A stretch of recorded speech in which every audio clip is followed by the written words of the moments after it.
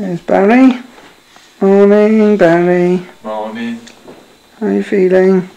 Clean. I was just telling the folks at home what a lovely day it is, nice and warm, sunny, outside the window.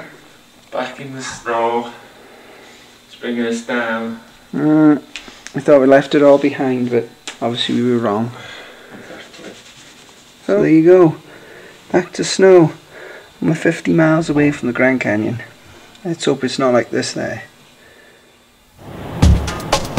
As we drove to the Grand Canyon, the vastness shown on our map indicated to us how small and insignificant we were. Arizona was a vast state and we were heading right into it.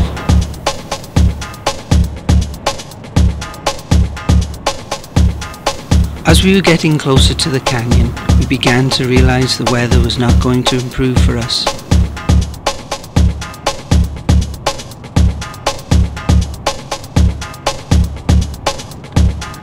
And just when we thought it couldn't get any worse, We even have to pay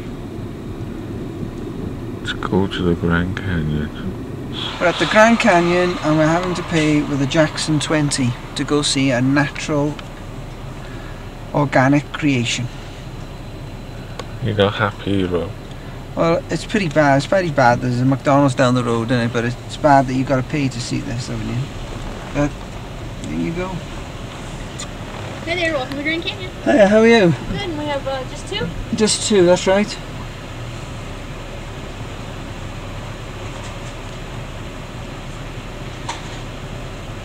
That receipt's good 7 days here, souvenir, road map, in the center of the paper. Thank you very much. You're welcome, have a good day. Bye bye.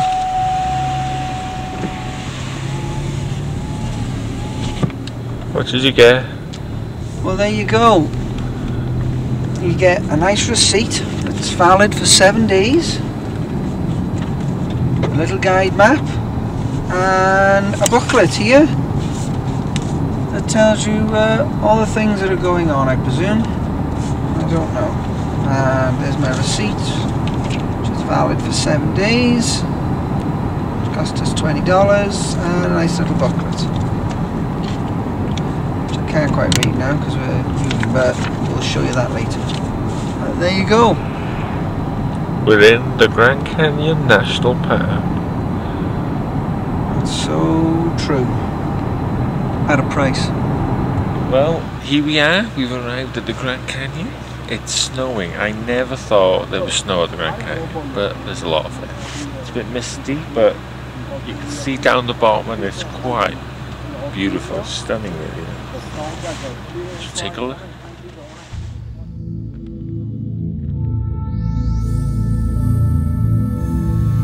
Eroded over eons by the Colorado River, the Grand Canyon is 277 miles long, 17 miles at its widest point, and 1 mile deep at its lowest.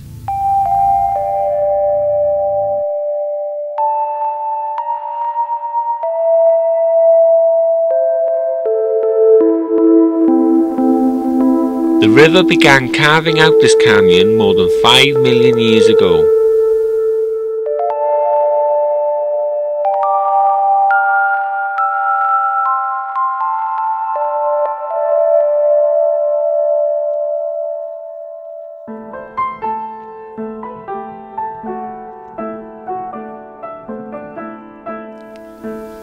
The twisted layers of sandstone, limestone and shale reveal a fascinating geological profile of the Earth.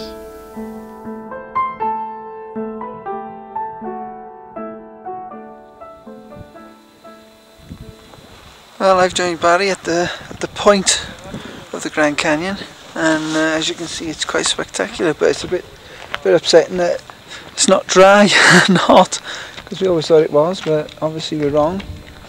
And it's snowy time. But still quite spectacular. The canyon appears on many versions of the 7 Natural Wonders of the World list, although none of these lists are by any means authoritative.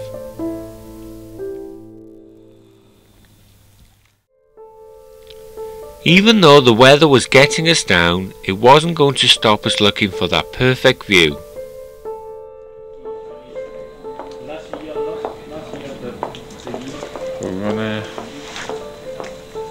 drive down to the Pima Point and Hoppy Point because there's supposed to be the better views down the road, but with the weather, who knows?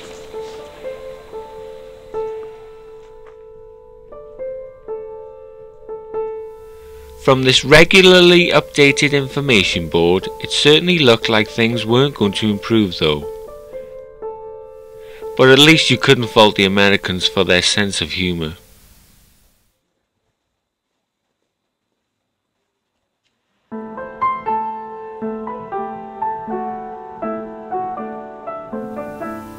Our first stop was at Pima Point. This, apparently, is the great spot to view the Colorado River.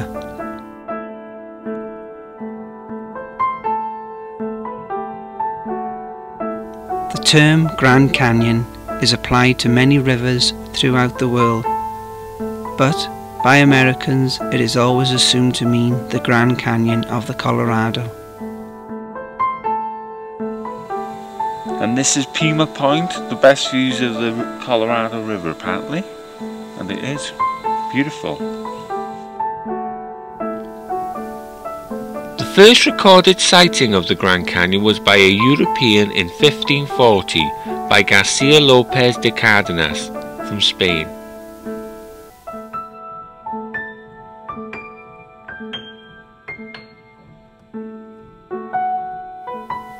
Even on a cold, cloudy day like this one, Rob and I couldn't deny the views. They were breathless.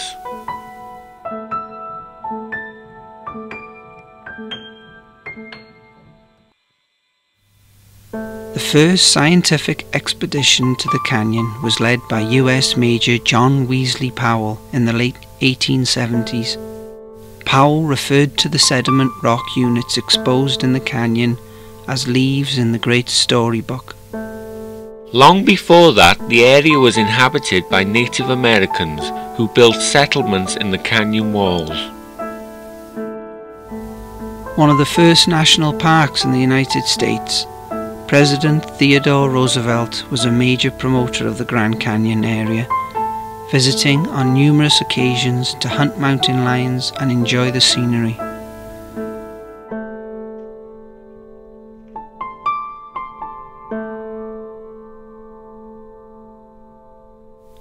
At over 7,000 feet, Hoppy Point is one of the highest viewing spots along the southern rim. And this is Hoppy Point, the classic, typical view of the Grand Canyon. It's still misty as hell, but you can see the Colorado River from here. So take a look. Hoppy Point is named after the Native American people who were once residents of the Colorado River Reservation. A few Hopi natives still live on here, but the majority live in western Arizona. The name Hopi is the shortened form of the title to what they call themselves, Hopitu Sinom, meaning the people of Hopi. Hopi is a concept deeply rooted in the culture's religion, spirituality, and its view of morality and ethics. The Hopi, more than most Native American people, retain and continue to practice their traditional ceremonial culture. Well, that was the Grand Canyon. It's pretty spectacular. It's a shame it's quite a very misty day. I did not know it snowed in the Grand Canyon. But still some great views. And we've been here, and that's the main thing. So that's the Grand Canyon.